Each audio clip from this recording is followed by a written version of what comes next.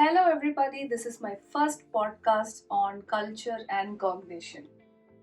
For an Indian woman with a lot of interest about learning, personally and while professionally, because that's my line of job, researching about how the culture has influenced the learning trend, and then it's also influencing the young generation around.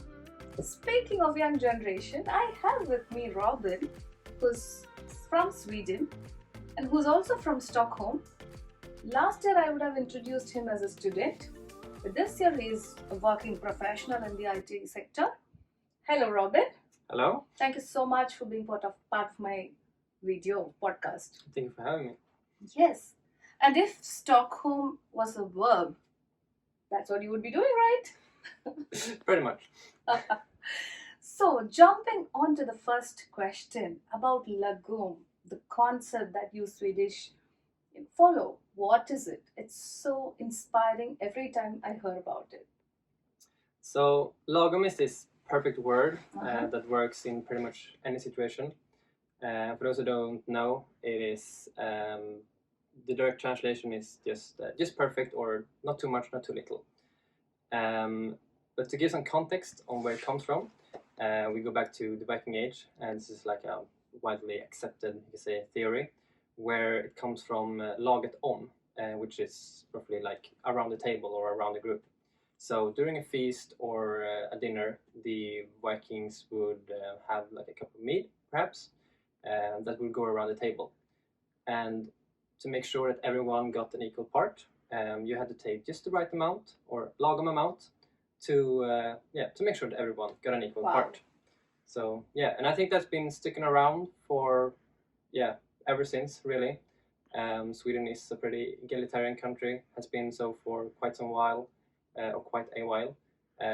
Even during the Viking Age, the women would take over the responsibilities of attending the farm or whatever needs doing when the rest of them went out raiding. So it's just a lifestyle that's quite hard to explain to someone who's not used to it. Yeah. Someone outside Scandinavia, but it's also just a perfect word for pretty much any situation when you start to learn about how it works. Beautiful, the whole concept, right? I'm trying to connect the dots here. So this is a culture. This is how life happens, right? In schooling. So I come from India where it's about winning, making things happen. We're very ambitious and all of that is there. So for a middle school student, it's about the competition. It's about winning the competition. It's about being the best in class and all of that. But the concept of lagom, how was schooling? How was the education system in Sweden? I'd say, like, putting it to one word, I'd say more like individualistic. Individualistic, okay. So more emphasis put on doing whatever you want to do, what you love to do. If you need good grades, and of course you're gonna have to get good grades. You want to become a doctor or anything, but in general, you aren't really compared to others from the outside. It's more that you compare, or I did compare my grades to the other people from my class, not because we had this competition where we had to be best, just because that was something I assume everyone does. So it's more like doing whatever you want to do. And that's also, I think, where long companies a bit like you don't have to perform when it comes to school, because you can find whatever you want to do in another area. And I think that comes down a lot to like what's your definition of success. Mm-hmm. Arguably, if I take my sister as an example, arguably my career is more successful than hers, because I went like higher education and I have a bit higher salary. That's a typical sibling talk. Yeah. Globally. but I also say, like, her career is more successful from my point of view of what is successful, because she knew already when she was a kid what she wanted to do, and it was take care of kids. And ever since, she's just been absolutely loving it. So I'm not saying I don't like what I do, it's just that she really found her calling. And yeah, that's, like, I think a more general thinking of in Sweden, where you do really what you want to do. You don't really have to have a successful successful job, quote unquote, where you earn a lot of money, or it's just doing whatever you want to do. Okay, that's interesting and completely new or a different thought process. We spoke about school life, thought process, definition of success, what what you have to do, etc. Let's go back to history, right? What are those historic moments from Sweden? I have a hard time like pinpointing an exact moment or exact events, but with Sweden we have a lot of big companies that we've been producing, like Klarna or IKEA, and I think that has to do mostly with our way of thinking long term, because we always had winters, maybe not so cold ones these years, but in history anyway, and we always had to think long term, because otherwise we just wouldn't survive the winter. So that's also a bit interesting about the thing that arrived on the internet a few months or years ago, I don't really remember, where stories were told from kids that they were visiting a Swedish family and they weren't offered a dinner. Okay.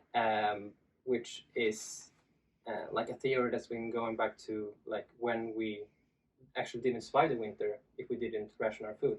So if we suddenly got an unexpected visitor, we couldn't really offer them food, because if we gave them food, well, we wouldn't survive winter because we wouldn't have enough food. And also an interesting part, there's also the word fika. It's kind of believed that that correlates, because we couldn't offer them dinner, but we could offer them a fika, like a small snack. And I think that's from that thinking where the people who didn't think long term died because they didn't have food, and the people who did think long term, well, they're the ones who are still here. So I think that's a big part of how we have been able to produce so many big companies, because we really think long term and not just short term, because we had to think long term, otherwise we didn't survive. It was about survival, right? History is always about survival. Natural selection. Natural selection. And so winter is coming is true. It is true, especially previously. Let's come to the convergence point of your history, learning habits, everything, right? Today, you as a young professional, if you're picking up an organizational training program, what is that learning style? What is your expectation of the picture perfect learning program? So, of course, that is a bit from individual to individual, but generally for Swede, we want structure, clear instructions, but we also want the freedom to do or to solve the problem or the issue or the project in the way we want to. So, and also we want to do it quite practically. So we don't just want to listen. If you're going to learn coding, then we actually want to code, or I anyway, don't really learn that way. But so if we have the hypothetical project that we're going to do, my ideal scenario is that first, if we're a group, then we have a really tiny small project first, just get a feeling of the rest of the group, like what are the strengths, what are the weaknesses, so we can start to work around that. But also, as I said previously, we're a very egalitarian society where we don't really have clear roles. Like if you're going to a team meeting, you usually don't see the boss, because the boss is dressed like everyone else, talking like everyone else. But still, there are people who take more responsibility or like a leader position. So if you have first a small project, those natural roles will surface before the big project. And then when the big project comes, then you're working around the strengths and weaknesses of the group. You have the natural leader who surfaced, you have the ones who stay more in the back, and so forth. So everyone gets their natural roles. So to summarize, we want structure, we want clear instructions, but we also want the freedom to solve it in the way that suits the group, because it's always different from group to group. And you spoke about small project and how it emerges to the responsibility of a large project, which also touches upon how you think long term, right? Yeah. So it's fun to make sure, so the big project become better. That's exactly, the fascinating point of how history, how habits, how a country's culture influences learning style, and that's what the entire podcast or the video blog is all about. And Robin, thank you very much. It was a pleasure having this discussion with you. I learned a lot about Swedish culture and got great tips. So thank you so much. See you all in the next country's culture and cognition video. Bye-bye. Bye.